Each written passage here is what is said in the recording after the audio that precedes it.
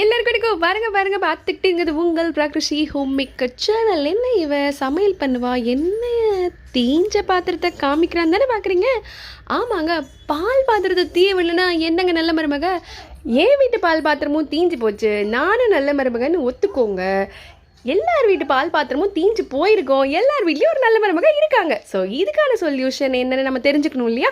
என்ன மாமியார் கிட்ட திட்டு வாங்க முடியாது இல்லையா? ஈஸியான வழி, தீஞ்ச பாத்திரத்துலேயே நிறைய தண்ணி ஊற்றி ஒரு லெமனை நல்லா புழிஞ்சு விட்டுக்கோங்க. அதுக்கப்புறம் பார்த்தீங்கன்னா பேக்கிங் சோடாவை கொஞ்சமாக போட்டுக்கோங்க, 1 டீஸ்பூன் அளவு.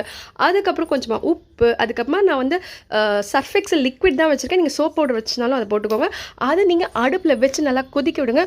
ஒரு கொதி வந்தோடனே நம்ம ஒரு கரண்டியை வச்சு அடியில் அந்த ஒட்டினதெல்லாம் இப்படி சுரண்டு விட்டிங்கன்னா ஆட்டோமேட்டிக்காக பாருங்க, நல்ல எப்படி இந்த தண்ணி என்ன கண்ணு கரையில் ஆயிடுச்சு பாருங்க. இது மாதிரி தானாவே சுரண்ட வந்துருங்க. பாருங்க, நான் வடிகட்டி கூட காமிக்கிறேன்.